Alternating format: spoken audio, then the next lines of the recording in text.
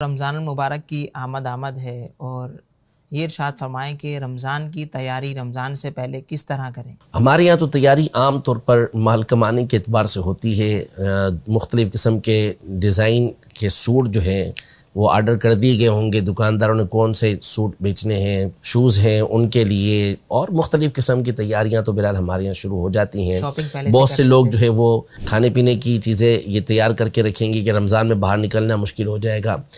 फल फ्रूट वाले और दीगर ये सभी तैयारियां कर रहे होते हैं, लेकिन सब दुनियावी एतबार से तैयारी कर रहे होते हैं। आम तौर पर दीन के एतबार से तैयारी, अल्लाह करे कि वो माहौल हमारे अंदर आ जाए, वो दिन हमारे अंदर आ जाए कि अब ये सोच बन जाए कि रमज़ान मुबारक आ रहा है तो मैं उसके लिए अपने आप को प्रिपेयर करूँ, मैं उसके लिए अपने आप को तैयार करूँ। ये बहुत बड़ी बात होती है।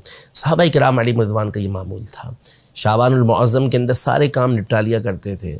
कुरान मजीद फ़ुरक़ान हमीद की तिलावत को बढ़ा दिया करते थे, कर्ज़े अदा कर देते थे, जिससे लेना ले लेते थे, और फिर रमज़ान के अंदर इबादत क्या करते थे।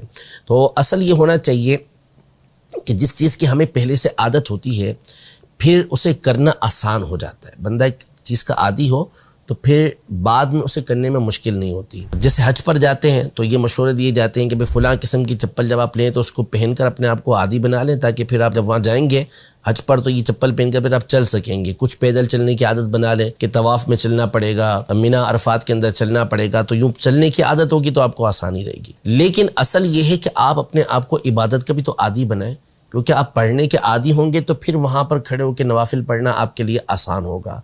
कुरान पढ़ने के आदी होंगे तो फिर आप कुरान पढ़ सकेंगे। दुरूद पाक पढ़ने के आदी होंगे तो ज़्यादा से ज़्यादा दुरूद पाक पढ़ सकेंगे।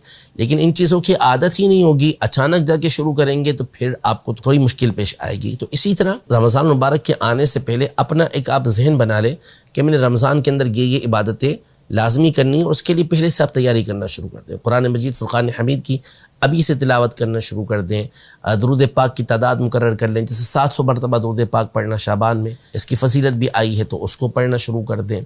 तो रमज़ान के अंदर फिर आपकी आदत बन जाएगी। रात को उठ के कुछ दुआएं मांगना अल्लाह की बारगाह में, इसकी आदत बना लीजिए, रमज़ान के अंदर आसानी हो जाएगी।